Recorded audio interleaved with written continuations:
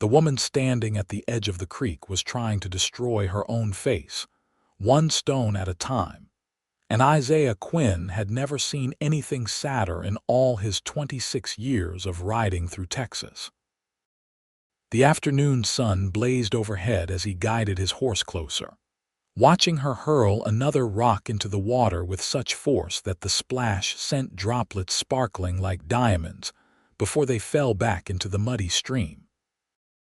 Her reflection rippled and broke apart, but she just reached for another stone, her shoulders shaking with something that looked like rage but sounded like grief when the sob escaped her throat. "That is no way to treat a lady," Isaiah called out, dismounting from his bay mare with practiced ease. His boots hit the dusty ground with a soft thud, and he took a few careful steps toward the woman, keeping his hands visible and his voice gentle. "She deserves better treatment than that." The woman whirled around, her face streaked with tears and dirt, her dark blonde hair falling loose from its pins. Her eyes were the color of sage in springtime, red-rimmed and wild with pain. She clutched another rock in her hand, and for a moment, Isaiah thought she might throw it at him instead. "Who asked you?" she demanded, her voice hoarse. "Who asked for your opinion on anything?" "Nobody asked," Isaiah admitted, removing his hat and holding it against his chest. "But I cannot ride past a woman in distress without stopping. My mama raised me better than that." She laughed, but it was a bitter sound that made his chest ache. "Your mama," she repeated, shaking her head. "Well, my mama is dead, and my papa just sold me off like cattle to a man 3 times my age, so forgive me if I do not care much about manners right now." Isaiah took another step closer, close enough now to see that she was young, maybe 20 or 21, with a spray of freckles across her nose and a split in her lower lip where she had been biting it. "What is your name?" he asked softly. She stared at him for a long moment, her chest heaving with barely controlled emotion. Finally, she let the rock drop from her hand. "Grace," she whispered. "Grace Fairchild, not that it matters. In 2 days, I will be Grace Thornton, wife to a man who smells like whiskey and cigars and has buried 2 wives already." The name hit Isaiah like a punch to the gut. He knew Harold Thornton, a wealthy rancher who owned half the land between Desdemona and the next town over. The man was 60 if he was a day, with cruel eyes and a reputation for working his ranch hands half to death. The thought of this vibrant, beautiful woman shackled to such a man made Isaiah's hands curl into fists. "Does your father need the money that badly?" Isaiah asked, knowing even as he spoke that it was a foolish question. In 1882, women had few choices, and daughters were often bartered like property. He had seen it before, but never had it struck him so personally. Grace turned back to the water, her shoulders slumping in defeat. "My father owes Thornton money, gambling debts. This was the only way to settle them without losing our ranch entirely. Papa says I should be grateful. He says Thornton is a respected man, a wealthy man. He says I will never want for anything." "Except love," Isaiah said quietly. "Except kindness. Except a husband who sees you as more than a possession." She looked at him then, really looked at him, and something shifted in her expression. "Why do you care? You do not even know me." Isaiah did not have a good answer for that. He only knew that from the moment he had seen her throwing those rocks, trying to shatter her own reflection because she could not shatter her fate, something had awakened in his chest. Something fierce and protective and altogether inconvenient for a drifting cowboy who had sworn never to put down roots. "Maybe I should know you," he said instead. "Maybe you should know me. I am Isaiah Quinn, and I work cattle drives mostly, but I have been staying at the Rockingham Ranch just outside Desdemona for the past month. I have saved up a fair amount of money, not Thornton money, but enough." Grace shook her head, but her eyes had sharpened with something that might have been hope. Enough for what? Enough to pay off a gambling debt, maybe. Enough to give you a choice. You do not know how much my father owes. Then tell me. She wrapped her arms around herself, and Isaiah noticed for the first time that her dress was fine but worn, mended in places with careful stitches. The Fairchild Ranch was struggling, that much was clear. $800, she whispered. Papa owes $800. Isaiah felt his stomach drop. He had 600 saved, every penny he had earned from years of hard work and careful spending. But 600 was not 800, and the wedding was in 2 days. Still, he found himself saying, I can get the money. How? Grace asked, stepping toward him now, her eyes searching his face. How could you possibly get that much money in 2 days? I will figure it out, Isaiah said, though he had no idea how. But first, you need to tell me something. If you had a choice, if you were free to choose your own path, what would you want? The question seemed to surprise her.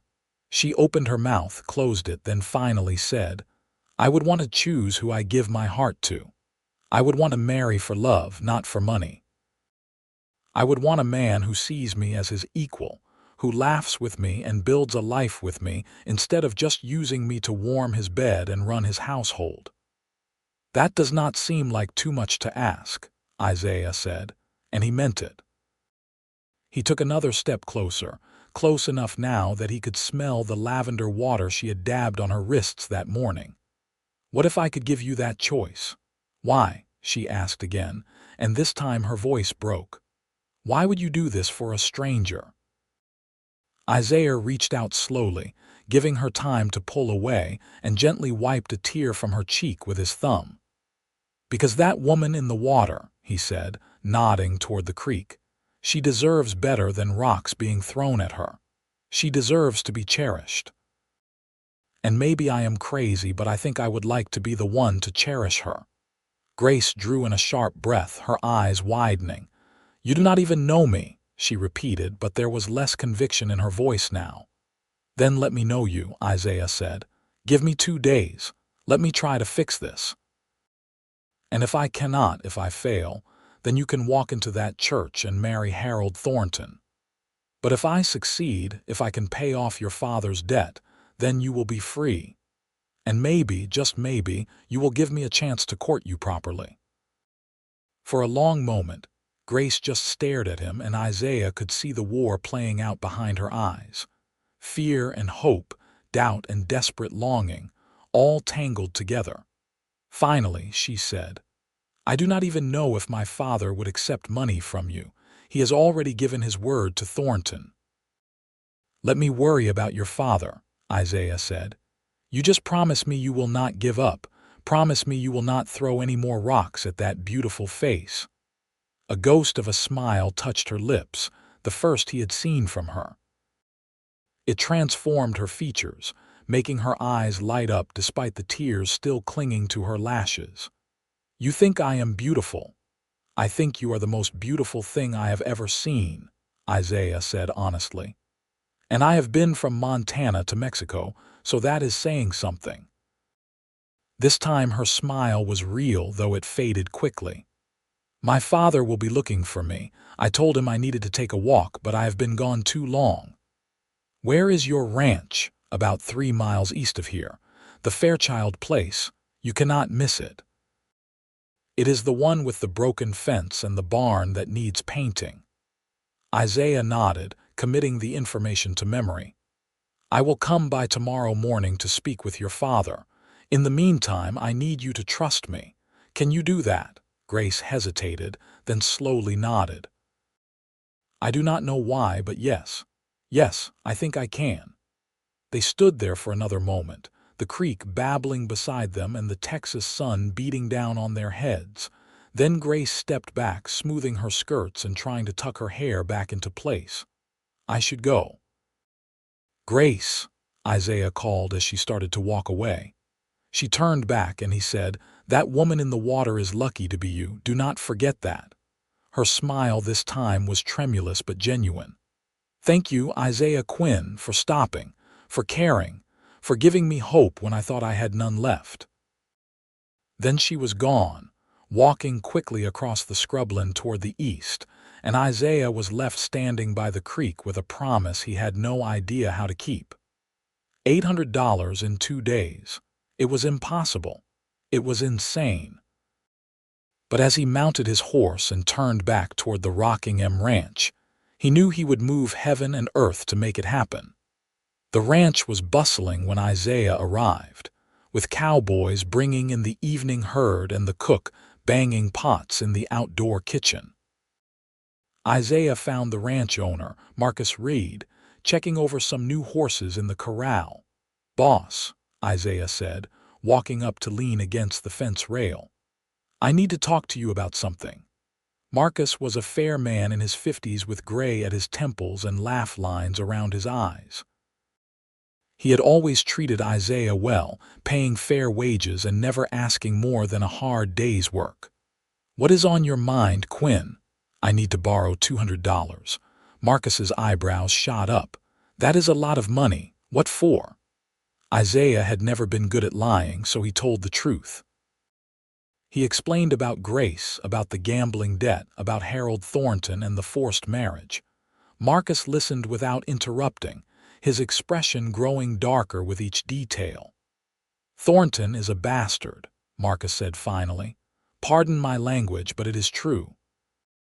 I have heard stories about how he treated his other wives. If you can save that girl from that fate, I will loan you the money. But Quinn, you know I do not have that kind of cash lying around. The best I can do is 100, maybe 150 if I stretch things." Isaiah felt his heart sink, but he nodded. "I understand, boss, and I appreciate it. Anything you can spare will help." Marcus studied him for a long moment. "You are serious about this girl. You just met her today." "I know how it sounds," Isaiah admitted. "But yes, I cannot explain it, but yes. When I saw her standing there, so full of despair and rage and pain, something just clicked into place. Like I had been waiting my whole life without knowing what I was waiting for." A slow smile spread across Marcus's face. "That is how I felt when I met my wife." Like everything suddenly made sense. He clapped Isaiah on the shoulder. "Let me see what I can scrape together. In the meantime, you might want to talk to some of the other hands, see if anyone else can chip in." Over the next few hours, Isaiah did just that. He went from cowboy to cowboy, explaining the situation and asking for help. Some refused, suspicious of loaning money they might never see again. But others, perhaps moved by the romance of the story or by their own experiences with unfair situations, agreed to contribute. $10 here, 20 there. By the time the sun set, Isaiah had collected $340 in promises, with Marcus's 150 making 490 total, still 310 short. Isaiah lay in his bunk that night, staring at the ceiling and running through every option he could think of. He could sell his horse, but the bay mare was worth maybe $80, and she was his livelihood. He could try to win the money gambling, but that was how Grace's father had gotten into this mess in the first place. He could rob a bank, but that would just land him in jail and leave Grace worse off than before. He was still awake when the first rays of dawn crept through the bunkhouse windows. The other men were starting to stir, groaning and stretching as they prepared for another day of work. Isaiah dragged himself out of bed, his mind still churning with impossible calculations. "You look like death," commented Luke Santos, a fellow ranch hand and the closest thing Isaiah had to a friend. "Did you sleep at all?" "Not much," Isaiah admitted. He had told Luke about Grace the night before, and Luke had contributed $30 to the cause without hesitation. Still short on the money, $310 short, Luke let out a low whistle. "That is a lot to make up in one day." "I know." Isaiah splashed cold water on his face from the basin outside, trying to wake himself up. He had promised to go see Grace's father this morning, but he could not show up empty-handed. He needed to have something to offer, some way to prove he was serious. "You know," Luke said slowly, "there is a poker game happening in town tonight. High stakes.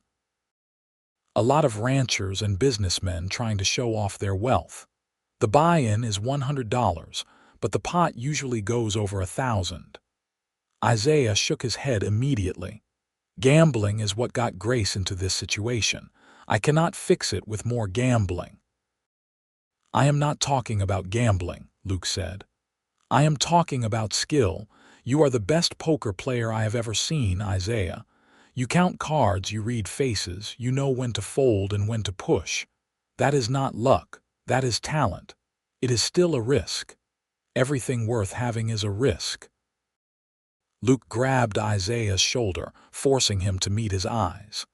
"You have $490. You need 800. If you take 100 to that game and walk away with 400 or more, you solve your problem. And if you lose, well, you are only down to 390. You are already short. What is another 100? Isaiah wanted to argue, wanted to say there had to be another way. But time was running out, and he could not think of any other option that would get him $300 in 24 hours. "Where is this game?" "The Dusty Rose Saloon. Starts at 8 tonight." Isaiah nodded slowly. "All right, but first, I need to go see Grace's father. I need to make the offer official, even if I do not have all the money yet."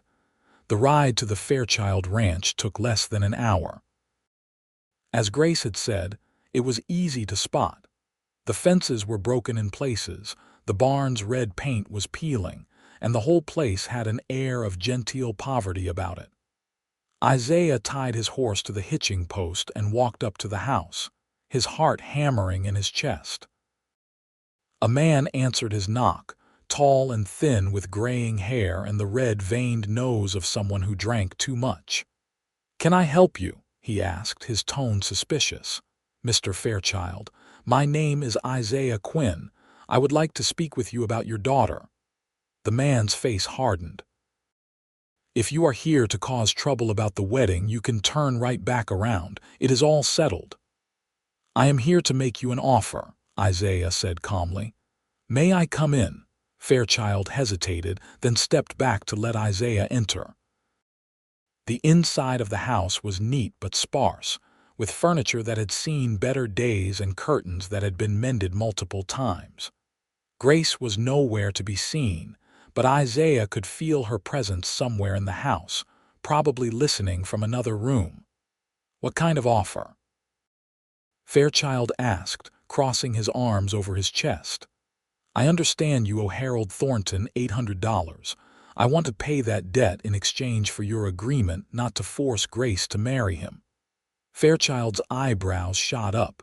"You want to pay $800 for my daughter? That is rich. Do you have any idea who you are dealing with? Thornton will not take kindly to being crossed." "I am not afraid of Thornton," Isaiah said, which was not entirely true, but he kept his voice steady. "And I am not buying your daughter. I am paying your debt. What Grace does after that is her choice." "Her choice," Fairchild repeated with a bitter laugh. "She is 20 years old and unmarried. Her choice is to do what her father tells her." "Actually, sir, I am 21, came Grace's voice from the doorway. She stepped into the room, her chin raised defiantly. "And I would very much like to hear what Mr. Quinn has to say." "Grace, go back to your room," Fairchild snapped. "No, Papa. This is my life we are discussing. I have a right to be part of this conversation." Father and daughter stared at each other for a long moment, and Isaiah could see the complex tangle of love and resentment and desperation between them. Finally, Fairchild looked away. "Fine. But do not say I did not warn you. This cowboy does not have $800. He is wasting all of our time." "I will have the money by tomorrow morning," Isaiah said. "I give you my word." "Your word," Fairchild scoffed. "What good is that? Thornton expects his bride in the church the day after tomorrow. If you cannot pay by then, the wedding goes forward. I understand. But I am asking you to give me until noon tomorrow. If I show up here with $800 in cash, you call off the wedding and tell Thornton the debt is paid. If I do not show up, then Grace marries Thornton as planned. Grace was staring at him with wide eyes, her hands clasped so tightly together that her knuckles had turned white. "Isaiah," she said softly, "you do not have to do this." "Yes, I do," he said, meeting her gaze. "Because you deserve better. You deserve to choose your own future." Fairchild looked between them, his expression calculating. "Where are you getting this money? You rob a bank." "I have been saving for years," Isaiah said. "And I have friends willing to help. The money is legal, I promise you that." "Even if you pay the debt, what makes you think my daughter will choose you?" Fairchild challenged. "Maybe she will take her freedom and go somewhere else entirely." "That would be her right," Isaiah said. "I am not doing this to trap her. I am doing it to free her." Something flickered in Fairchild's eyes. Shame, maybe, or regret. "Fine," he said abruptly. "Noon tomorrow. You bring me $800 in cash and I will call off the wedding, but if you are even $1 short, the deal is off. Understood?" "Understood." Isaiah held out his hand, and after a moment, Fairchild shook it. His grip was weak, the hand of a man who had given up on himself long ago.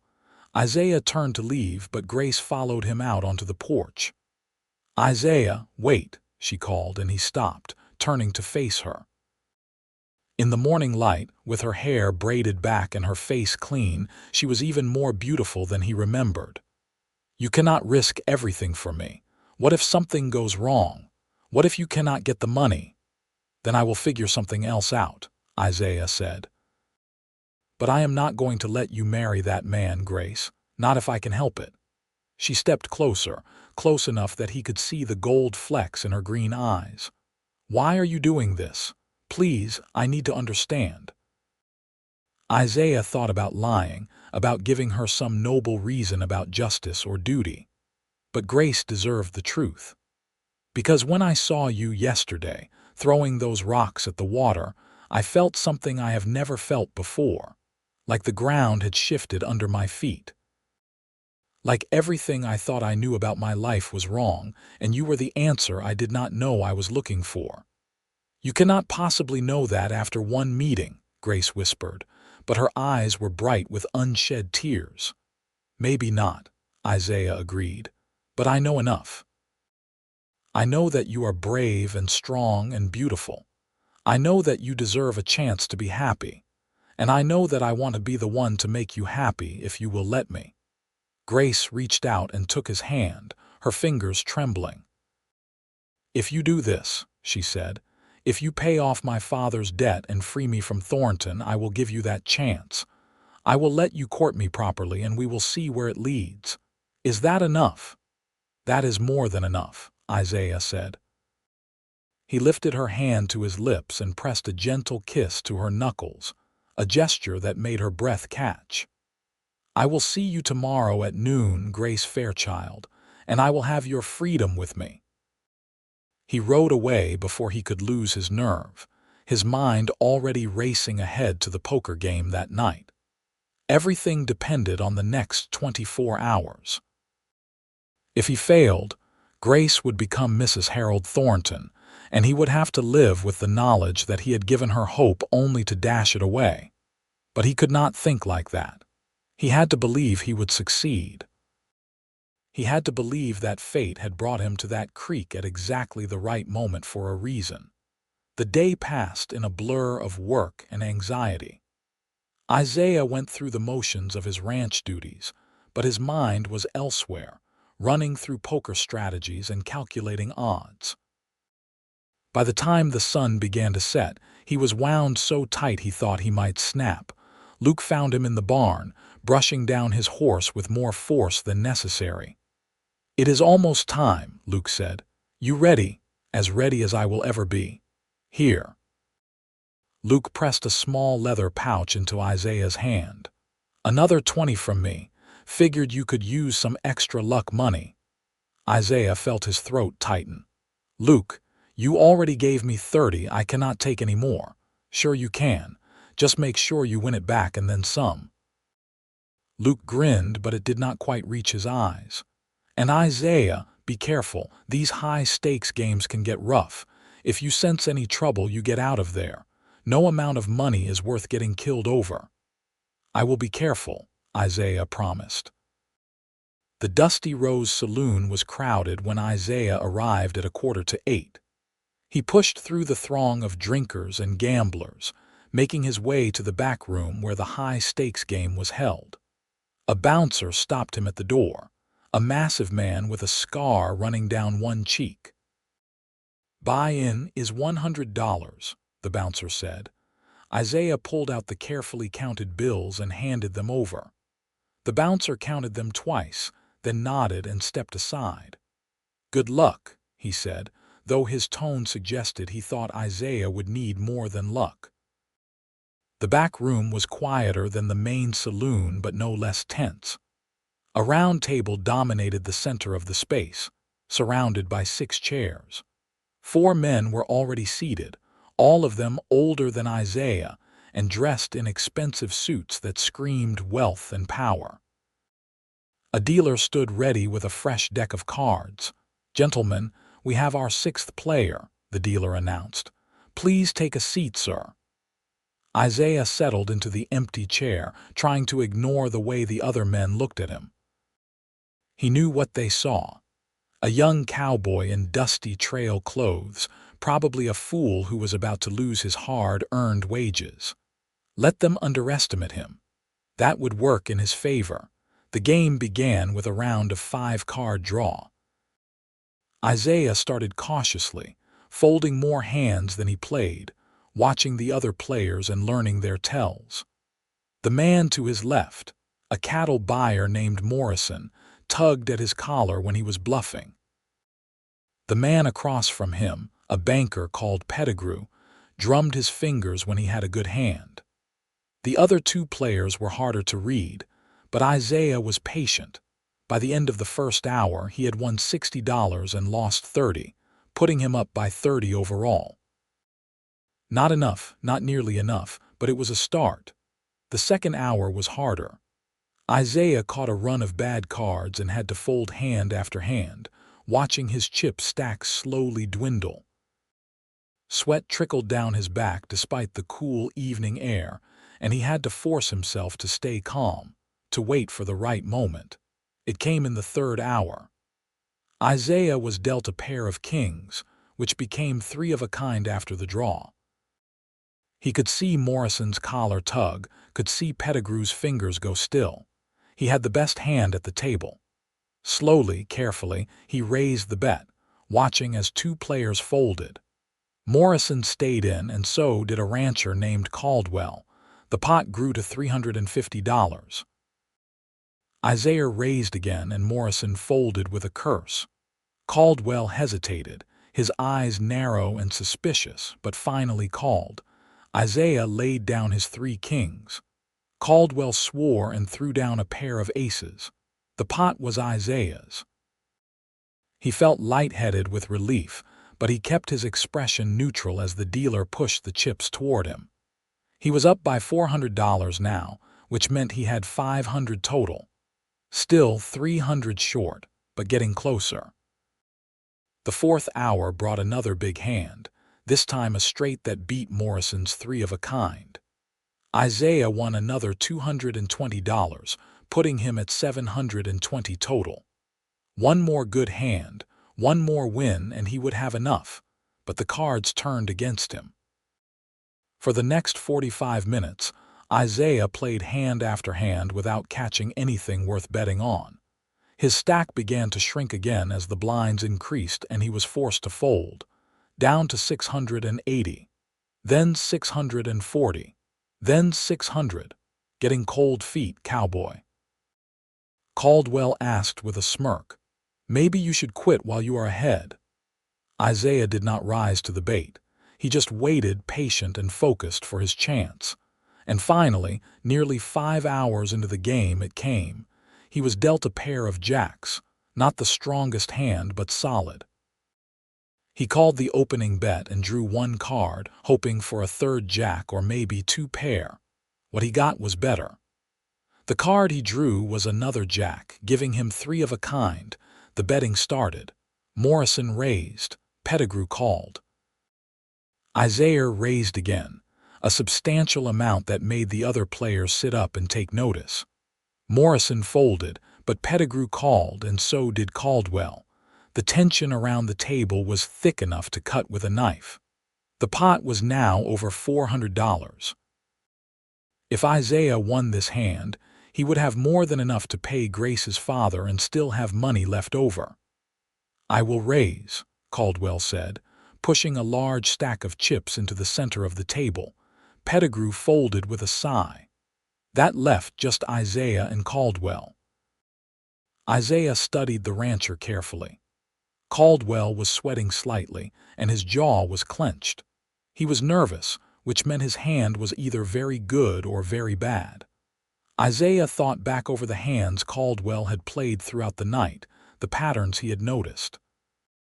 Caldwell was aggressive, a risk-taker. But he also had a tell. When he had a truly unbeatable hand, he relaxed. Right now, Caldwell was anything but relaxed. "I call," Isaiah said, pushing his chips forward. "And I raise." Caldwell's eyes widened. For a long moment, he just stared at Isaiah, clearly trying to decide if the cowboy was bluffing. Finally, he said, "I call." Isaiah laid down his three jacks. Caldwell swore viciously and threw down his cards, a pair of aces and a pair of tens. Two pair, strong but not strong enough. The dealer pushed the massive pile of chips toward Isaiah. "Congratulations, sir. That is quite a win." Isaiah counted quickly. With this pot, he now had $1,040, more than enough to pay Fairchild and have money left over. "I am out," he said, standing up from the table. His legs felt shaky, and his hands were trembling slightly from the adrenaline, but he forced himself to move steadily as he cashed out his chips. Caldwell stood up too, his face red with anger. "You were counting cards, were not you? You cheated." "I did no such thing," Isaiah said calmly. "I just paid attention. That is not cheating. That is playing smart." "You calling me stupid?" Caldwell demanded, his hand dropping to the gun at his hip. The room went silent. Isaiah kept his own hand away from his weapon, not wanting to escalate the situation. "I am not calling you anything, Mr. Caldwell. I am just saying I won fair and square and now I am leaving." "Nobody calls me stupid," Caldwell snarled.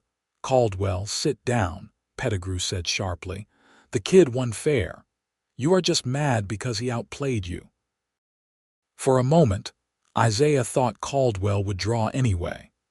But then the bouncer appeared in the doorway, his hand on his own gun, and Caldwell slowly sat back down. Isaiah did not wait around for the situation to change. He took his winnings and walked quickly out of the saloon, not stopping until he was on his horse and halfway back to the ranch. Only then did he let out a long, shaky breath and allow himself to feel the full weight of what he had just accomplished. He had the money. He could free Grace. Isaiah barely slept that night, too wired with nervous energy to relax. As soon as the sun rose, he was up and counting the money again, making sure every dollar was accounted for. $800 for Fairchild, plus another $60 to pay back Luke and the other ranch hands who had loaned him money, leaving him with $180 to his name. It was less than he had started with yesterday morning, but it felt like the richest he had ever been. Marcus found him in the barn, saddling his horse. "Today is the day, huh? Today is the day," Isaiah confirmed. "Good luck, Quinn. I hope that girl knows how lucky she is." "I am the lucky one," Isaiah said, and he meant it. The ride to the Fairchild ranch felt both endless and far too short. Isaiah's heart was pounding so hard he thought it might burst from his chest. What if Fairchild had changed his mind? What if Grace had changed her mind? What if Thornton showed up and caused trouble, but when he arrived at the ranch, everything was quiet? He tied up his horse and walked to the door, the saddlebags containing the money heavy against his shoulder. Before he could knock, the door swung open and there was Grace, her face pale but hopeful. "You came," she whispered. "Of course I came," Isaiah said. "I told you I would." Fairchild appeared behind his daughter, looking haggard and older than he had just yesterday. "Do you have the money? Every penny?" Isaiah set the saddlebags on the porch and opened them, revealing the neatly stacked bills. $800, as promised. Fairchild stared at the money like he could not quite believe it was real. Slowly, with shaking hands, he reached out and picked up one of the stacks, counting through it. Then another, and another. "It is all here," he said finally, his voice hoarse. "I did not think you would actually do it." "I gave you my word," Isaiah said. Fairchild looked at his daughter, and for the first time, Isaiah saw genuine regret in the older man's eyes. "Grace, I am sorry. I should never have put you in this position. I should have been a better father, a better man. You deserve so much more than what I have given you." Grace's eyes filled with tears, but she reached out and took her father's hand. "You did what you thought you had to do, Papa. I forgive you." "I do not deserve your forgiveness," Fairchild said, "but I will take it anyway." He looked at Isaiah. "You take care of her. If you hurt her, I will hunt you down, no matter how much money you paid me." "I will spend every day making her happy," Isaiah promised. "You have my word on that too." Fairchild nodded, then picked up the money and turned to go inside. "I will go into town and settle things with Thornton. As far as I am concerned, you are free, Grace. Free to make your own choices." Grace watched her father disappear into the house, tears streaming down her face. Then she turned to Isaiah, and suddenly she was in his arms, holding him tight and sobbing into his chest. "You did it," she gasped. "You really did it." Isaiah wrapped his arms around her, breathing in the scent of lavender and feeling her warmth against him. "I told you that woman in the water deserved better treatment. That includes being free to choose her own life." Grace pulled back just enough to look up at him, her eyes red and shining. "You gave me my freedom. But Isaiah, I want you to know that I choose you. Not because I owe you, not because I feel obligated, but because in the last 2 days, you have shown me more respect and kindness than anyone else in my entire life. You make me want to believe in love again." Isaiah cupped her face in his hands, his thumbs gently wiping away her tears. "Grace Fairchild, would you allow me to court you properly? To take you to dances and buy you flowers and prove to you every single day that you made the right choice?" "Yes," Grace breathed. "Yes, 1,000 times yes." He kissed her then, soft and sweet, pouring all of his hope and promise into that single moment. Grace kissed him back, her hands fisting in his shirt, and Isaiah felt something inside him click into place. This was what he had been searching for all these years. This was home. When they finally broke apart, both of them were smiling. "So what happens now?" Grace asked. "Now," Isaiah said, "I take you into town and buy you the biggest ice cream sundae they have at the general store, and then I introduce you to everyone at the ranch. And then, if you are willing, we start building a life together." "I am willing," Grace said. "I am so very willing." The next weeks passed in a blur of joy and discovery. Isaiah courted Grace with a dedication that surprised even him. He brought her wildflowers from the prairie, took her riding through the hills, taught her to play poker much to her delight. They talked for hours about everything and nothing, learning each other's dreams and fears and hopes. Grace was witty and sharp, with a dry sense of humor that made Isaiah laugh until his sides hurt. She was also kind, visiting the sick in Desdemona and helping the ranch cook prepare meals when she came to visit the Rockingham. The other cowboys quickly grew to love her, charmed by her easy manner and genuine interest in their lives. Luke took Isaiah aside one evening about a month after the poker game. "You did good, my friend," he said. "She is something special." "I know," Isaiah said, watching Grace laugh at something one of the other ranch hands had said. "I cannot believe she chose me. Are you kidding? You rode in like a knight in shining armor and saved her from a terrible fate. Of course she chose you." But Isaiah knew it was more than that. Grace had not chosen him out of gratitude. She had chosen him because they fit together like two pieces of a puzzle, complementing each other's strengths and weaknesses. She challenged him to be better, to think deeper, to feel more, and he hoped he did the same for her. 3 months after that fateful day at the creek, Isaiah decided it was time. He had been saving money again, putting aside every spare penny he could. Finally, he had enough for a ring, a simple gold band with a small diamond that he bought from the jeweler in Desdemona. He took Grace back to the creek where they had first met on a warm afternoon in late summer. The water babbled over the stones and dragonflies danced in the air. "You remember this place?" Isaiah asked. Grace smiled, her hand in his. "How could I forget? This is where my life changed forever." "Mine too." Isaiah took a deep breath and dropped to one knee. Grace's eyes went wide, her free hand flying to her mouth. "Grace Fairchild, you are the strongest, kindest, most beautiful woman I have ever known. You have made me happier in these past 3 months than I thought was possible. I want to spend the rest of my life making you as happy as you make me. Will you marry me?" "Yes," Grace cried, pulling him to his feet and throwing her arms around his neck. "Yes, yes, yes." Isaiah slipped the ring onto her finger and it fit perfectly. They kissed by the creek, in the exact spot where he had first seen her throwing rocks at her reflection. And Isaiah marveled at how far they had come in such a short time. They were married in the fall, in a small ceremony at the church in Desdemona with their friends and family in attendance. Grace wore a simple white dress that she had sewn herself, and Isaiah wore his best suit. Marcus Reed stood up as his best man, and one of Grace's cousins served as her maid of honor. Fairchild walked his daughter down the aisle with tears in his eyes. He had changed in the months since Isaiah paid off his debt, drinking less and working harder to restore his ranch. He would never be the father Grace deserved, but he was trying, and that was something. As for Harold Thornton, he had been furious when Fairchild called off the wedding.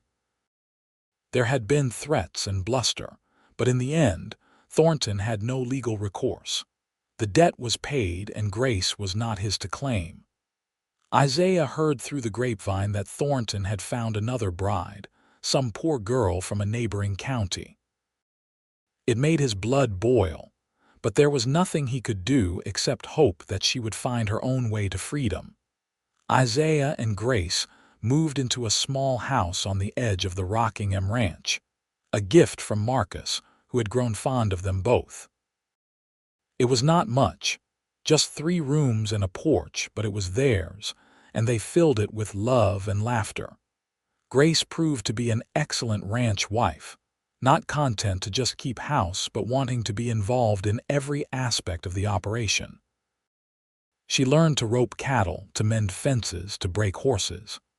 The other cowboys respected her, not just because she was Isaiah's wife, but because she earned their respect with her hard work and good humor. In the evenings after the work was done, Isaiah and Grace would sit on their porch and watch the sun set over the Texas plains.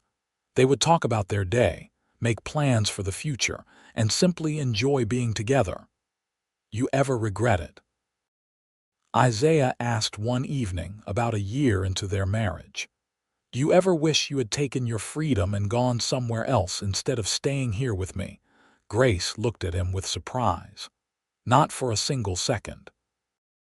"Isaiah, You gave me my freedom, but I gave you my heart completely by choice. This life, right here with you, is everything I ever wanted. Even the hard parts, Isaiah pressed. Even the days when the cattle break through the fence and we have to spend hours rounding them up. Even the times when money is tight and we have to stretch every penny. Especially those parts, Grace said, taking his hand. Because we face them together. That is what marriage is, Isaiah. It is not just the good times. It is having someone by your side through everything, the joy and the hardship, and knowing that you are stronger together than you ever could be apart. Isaiah pulled her close and kissed her forehead. How did I get so lucky? We both got lucky, Grace said. You happened to be riding past that creek at exactly the right moment. What are the odds of that? Maybe it was fate, Isaiah said. Maybe we were always meant to find each other. I like that idea, Grace murmured, resting her head on his shoulder. Fate brought us together, and love keeps us together. 2 years into their marriage, Grace discovered she was pregnant. Isaiah was terrified and elated in equal measure, hovering over her and driving her crazy with his constant worry. I am not made of glass, Grace told him with exasperation when he tried to stop her from lifting a basket of laundry. Women have been having babies since the beginning of time. I will be fine. But Isaiah could not help himself. The thought of anything happening to Grace or their child filled him with dread. He had finally found happiness, found love, and the idea of losing it was unbearable. Grace went into labor on a hot July afternoon in 1885. The local midwife came to the house, shooing Isaiah out and telling him to make himself useful elsewhere. Isaiah paced the porch for hours, listening to Grace's cries and feeling utterly helpless. Finally, just as the sun was beginning to set, the midwife opened the door. You have a son, she announced with a smile. A healthy, strong boy. Isaiah rushed inside to find Grace propped up in bed, exhausted but glowing, holding a tiny bundle wrapped in blankets. She looked up at him with such love and pride that it took his breath away. Isaiah, meet your son, she said softly. Isaiah approached carefully, almost afraid to breathe. Grace pulled back the blanket, revealing a small, red face with a shock of dark hair. The baby's eyes were closed, his tiny hands curled into fists. He is perfect, Isaiah whispered, reaching out to gently touch his son's cheek. You are perfect. Thank you, Grace.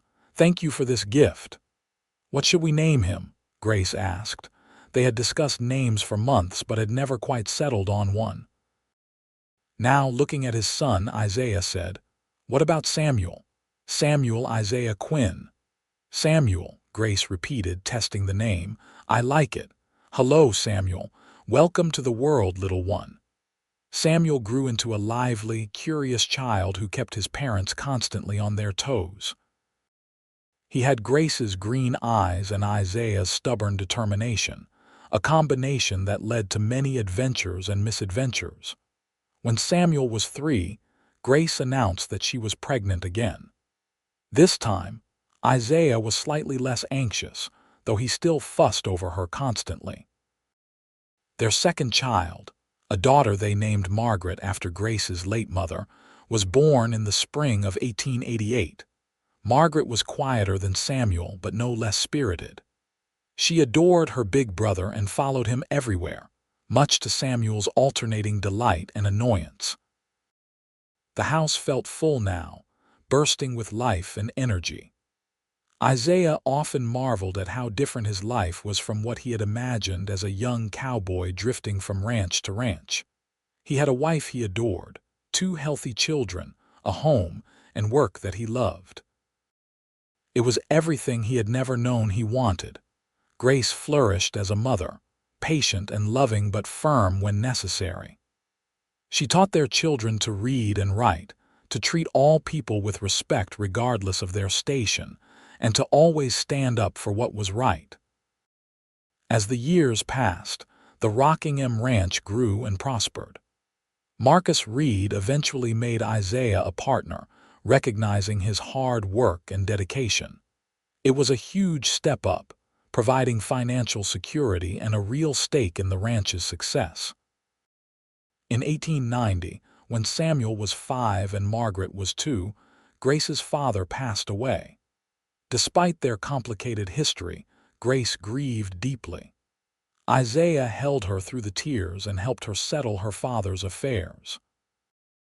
The Fairchild Ranch was sold to pay off the remaining debts, but there was enough left over to provide a small inheritance. Grace wanted to use the money to expand their house, to add more rooms for their growing family. But Isaiah had another idea. What if we used it to buy some land? He suggested, we could start our own ranch, build something that is truly ours to pass on to Samuel and Margaret. Grace's eyes lit up. Our own ranch. Isaiah, do you really think we could? I do. We have the experience, the knowledge, and now the money to make a down payment. It would be hard work, but we have never been afraid of that. They talked late into the night, making plans and dreaming dreams. By morning, they had decided. They would buy a piece of land just south of Desdemona, a stretch of good grazing land with a creek running through it.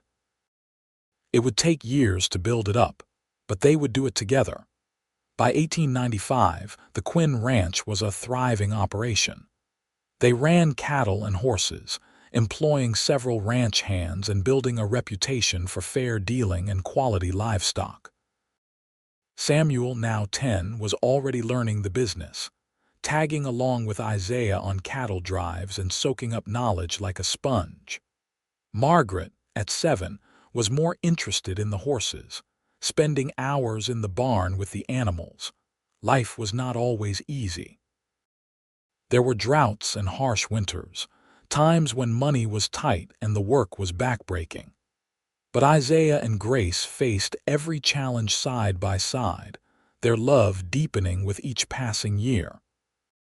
One evening, as they sat on the porch of their ranch house, watching the sun paint the sky in shades of orange and pink, Grace said, "Do you remember the day we met? When I was throwing rocks at the creek?" "Of course," Isaiah said, slipping his arm around her shoulders. "I remember thinking I had never seen anything sadder. And then you turned around and I saw your eyes, and I knew my life was never going to be the same." "I was so angry that day," Grace said quietly. "So full of despair and rage. I thought my life was over, that I would never be happy again. And then you stopped and said that woman in the water deserved better treatment. You saw me, Isaiah. Really saw me, when everyone else just saw a problem to be solved or a commodity to be traded." "You were never a commodity," Isaiah said fiercely. "You were always a person, a beautiful, strong, incredible person who deserved to be loved and cherished." Grace turned to look at him, her eyes shining with tears. "You have loved me so well, Isaiah. Every single day you make me feel valued and seen and cherished. I could not have asked for a better husband or a better father for my children." "Our children," Isaiah corrected gently. "And I am the one who is lucky, Grace. You took a chance on a cowboy who had nothing but determination and love to offer. You built this life with me, this beautiful, messy, perfect life. I love you more today than I did the day we married, and I will love you more tomorrow than I do today." They kissed as the sun set, the same way they had kissed 1,000 times before, but it never got old.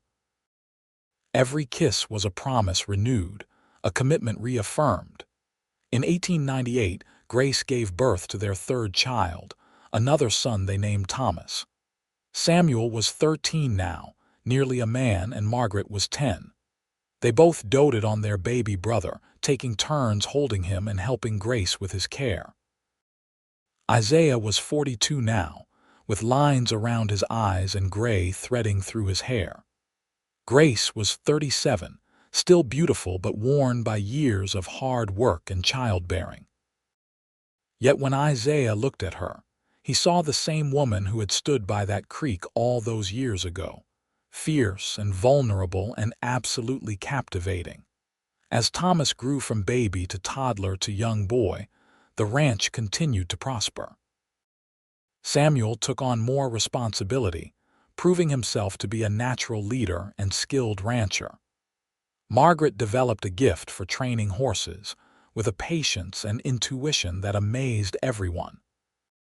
And young Thomas, as he grew, showed signs of his mother's sharp mind and his father's steady determination. The years flowed past like the creek water, constantly moving but always there. 1900 arrived with celebrations and optimism, a new century full of promise. Samuel was 15 now, talking about one day running the ranch himself. Margaret was 12, still spending every free moment with the horses. Thomas was 2, a bundle of energy who kept his parents feeling young even as they grew older. Isaiah and Grace grew older together gracefully, their love maturing and deepening like fine wine. They had their disagreements, of course, their moments of frustration and stress. But they had learned long ago how to fight fair, how to communicate, how to always come back to the love that bound them together. On their 20th wedding anniversary in 1903, Isaiah took Grace back to the creek where they had met. The children stayed with Marcus Reed's wife for the day, giving them rare time alone together. They stood by the water, holding hands and remembering. "I still come here sometimes," Grace admitted, "when I need to think or when I am feeling overwhelmed. It reminds me of how far I have come, how much my life has changed." "You ever regret it?" Isaiah asked. "Not us, but the path you chose. Sometimes I wonder if you would have been happier somewhere else, somewhere less dusty and hard." Grace turned to him, placing her hands on his chest. "Isaiah Quinn, I need you to listen to me very carefully. I have never regretted choosing you, not for one single second. Yes, our life has been hard sometimes. Yes, there have been struggles and sacrifices. But I would rather have one day with you than a lifetime of ease without you. You saved me, not just from that marriage, but from a life without love. You showed me what it means to be truly seen, truly valued, truly cherished. And I will spend the rest of my life being grateful for that." Isaiah felt tears prick his eyes. Even after 20 years, Grace could still move him to tears with her words. "I love you," he said simply. "I have loved you from the moment I saw you throwing those rocks. I love you now, and I will love you until I take my last breath. And beyond," Grace added, rising on her toes to kiss him. "Love like ours does not end with death. It goes on forever." They made love that afternoon by the creek, under the shade of a cottonwood tree, their bodies still fitting together perfectly after all these years. It was sweet and slow and tender, a reaffirmation of everything they had built together. The years continued to pass. Samuel married a local girl named Elizabeth in 1906, a smart, capable woman who fit seamlessly into the family. They had their first child, a son, in 1907, making Isaiah and Grace grandparents for the first time. Holding his grandson, Isaiah felt the circle of life complete itself. He thought about his own journey, from a drifting cowboy with no roots to a husband, father, grandfather, and successful rancher. All because he had stopped to help a woman throwing rocks at her reflection. Margaret married in 1909 to a young veterinarian who had moved to Desdemona to set up a practice. They settled nearby, making it easy for Margaret to visit and help with the horses. Thomas, growing into a thoughtful young man, talked about going to college, about studying business or maybe even law. Isaiah and Grace encouraged him, wanting their children to have opportunities they had never had. In 1912, Isaiah was 56 and Grace was 51. They had been married for nearly 30 years, had 3 grown children and 4 grandchildren, and owned one of the most successful ranches in the county. By any measure, They had built a good life. But more than that, they had built a love that had weathered every storm, that had grown stronger with each passing year. They still held hands when they walked. They still kissed goodnight every evening. They still looked at each other with the wonder and gratitude of two people who knew how lucky they were. One warm spring evening, as they sat on their porch watching the sunset, Grace said, "If I could go back and tell that young woman at the creek what her life would become, she would never believe me." "Tell her anyway," Isaiah said. "What would you say?" Grace thought for a moment, then smiled. "I would tell her that the cowboy who stops and speaks to her will change her life. I would tell her to trust him, to take the chance he offers, because it will lead to more happiness than she ever thought possible. I would tell her that she will have a husband who loves her fiercely, children who make her proud, and a life full of purpose and joy. I would tell her that throwing rocks at that reflection was the last moment of her old life, and that her new life is about to begin." "And what would you tell the cowboy?" Isaiah asked softly. "I would tell him that stopping to help her will be the best decision he ever makes. I would tell him that the woman he saves will save him right back, in all the ways that matter. I would tell him that love is not always easy, but it is always worth it. And I would tell him that he will never, ever regret choosing her." Isaiah pulled Grace close, breathing in the scent of her, feeling the solid warmth of her body against his. "That woman in the water," he said. "She really did deserve better treatment. And she got it," Grace said, turning to kiss him. "She got a lifetime of it." As the sun dipped below the horizon, and the stars began to appear in the darkening sky, Isaiah and Grace sat together on their porch, surrounded by the life they had built, secure in the love they had nurtured for 3 decades. The years ahead would bring more grandchildren, more challenges, more joys and sorrows. But they would face everything together just as they always had.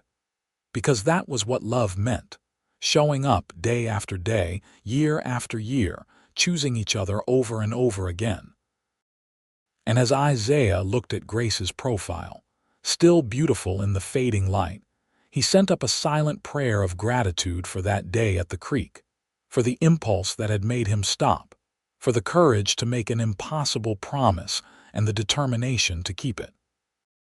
He had started out trying to save Grace, but in the end, she had saved him just as much. She had given him a home, a family, a purpose. She had shown him what it meant to truly love and be loved in return. And that, Isaiah thought as he held his wife close, was worth more than all the gold in Texas. In 1918, as the world was changing rapidly with the Great War ending and new technologies emerging, Isaiah and Grace celebrated their 35th wedding anniversary. Their children threw them a party at the ranch, with friends and family coming from all over to celebrate the couple who had become legendary in Desdemona for their enduring love and partnership. Samuel, now 33 and running much of the ranch's day-to-day operations, stood up to give a toast. "My parents taught me everything I know about hard work, integrity, and love," he said, raising his glass. "They showed me that a good marriage is not about never having problems, but about always working through them together. They showed me that love is not just a feeling, but a choice you make every single day. Pa, Ma, thank you for being the example I needed. Thank you for building this ranch and this family with so much love and dedication. Here is to many more years together." Everyone cheered and drank, and Isaiah saw Grace wipe tears from her eyes. He squeezed her hand under the table and she squeezed back. Later that night, after all the guests had gone home and they were alone in their bedroom, Grace said, 35 years. Can you believe it? Some days it feels like yesterday, Isaiah said, unbuttoning his shirt. Other days I cannot even remember what my life was like before you. That is because you did not have a life before me, Grace teased, but her smile was soft. You were just existing, waiting for your life to begin. That is true, Isaiah admitted. He climbed into bed beside her, and she immediately snuggled into his side, her head on his chest. It was their position, the way they had slept together for 35 years. Grace, yes, I want you to know that I would do it all again. Every single moment, every challenge, every struggle. I would choose you over and over again in every lifetime. Grace tilted her head up to look at him, her eyes glistening. I know, and I would choose you too, always you, Isaiah, always. They fell asleep like that, wrapped in each other's arms, two souls who had found their match and built a life that was truly worth living. The 1920s brought more change. Thomas graduated from college and returned to Desdemona to help run the family business, bringing new ideas about breeding programs and land management. Margaret and her husband opened a veterinary clinic that served the whole county. Samuel's children were growing up, ready to take their place in the family legacy. Isaiah and Grace, now in their 60s, began to slow down. They handed more and more of the ranch operations over to their children, content to spend their days in quiet companionship. They took long walks in the mornings, tended a garden together, and spent hours on their porch watching the world go by. In 1925, on a particularly beautiful autumn day, Isaiah suggested they ride out to the creek. They had not been there in several years, both of them getting too old for long rides. But this day felt special somehow, and Grace agreed. They rode slowly, taking their time, and arrived at the creek in the afternoon. The cottonwood tree had grown larger, its branches spreading wide. The water still babbled over the stones, eternal and unchanging. They sat on the bank, holding hands and remembering. I can still see you standing right there, Isaiah said, pointing to a spot near the water. So angry and sad and beautiful. I knew the moment I saw you that my life was about to change. And mine, Grace said. You were my knight in dusty cowboy clothes riding in to save me from a terrible fate. I owe you everything, Isaiah. No, Isaiah said firmly. We built this life together. I may have paid your father's debt, but you are the one who made a home, who raised our children, who turned a house into a place of love and laughter. We saved each other, Grace. That is what partners do. Grace leaned her head on his shoulder. I am so tired, she admitted softly. My bones ache and I feel old in a way I never have before. I know, Isaiah said, because he felt it too, the weight of years, the gradual slowing down. But we have had a good run, you and I. The best, Grace agreed. No regrets, not a single one. They sat there until the sun began to set, painting the sky in those familiar shades of orange and pink. Then they mounted their horses and rode home slowly, savoring the warmth of the day and the comfort of each other's presence. Isaiah Quinn passed away peacefully in his sleep on a cold winter night in 1928. He was 72 years old, surrounded by his family, with Grace's hand in his. His last words were, I love you, spoken to the woman who had been his partner, his love, his everything for 45 years. Grace held his hand long after he was gone, unable to let go. The children finally coaxed her away, helped her to bed, sat with her through the night as she wept for the loss of her beloved husband. The funeral was huge, with people coming from all over Texas to pay their respects to a man who had been known for his integrity, his kindness, and his unwavering love for his wife. Grace stood at the graveside, her children and grandchildren around her, and said goodbye to the man who had saved her life in more ways than one. But Grace was not ready to follow Isaiah, not yet. She lived for another 5 years, spending her time with her children and grandchildren, tending her garden, and sitting on the porch remembering all the beautiful moments she had shared with her husband. She never remarried, When people asked why, she simply said, "I had my great love. I do not need another." Grace Fairchild Quinn passed away in her sleep on a spring morning in 1933 at the age of 72. Her children found her in her bed, a peaceful smile on her face and Isaiah's wedding ring clutched in her hand. They buried her next to her husband, under a shared headstone that read, "Isaiah and Grace Quinn, partners in life, united in love." The ranch continued to thrive under the management of their children and grandchildren.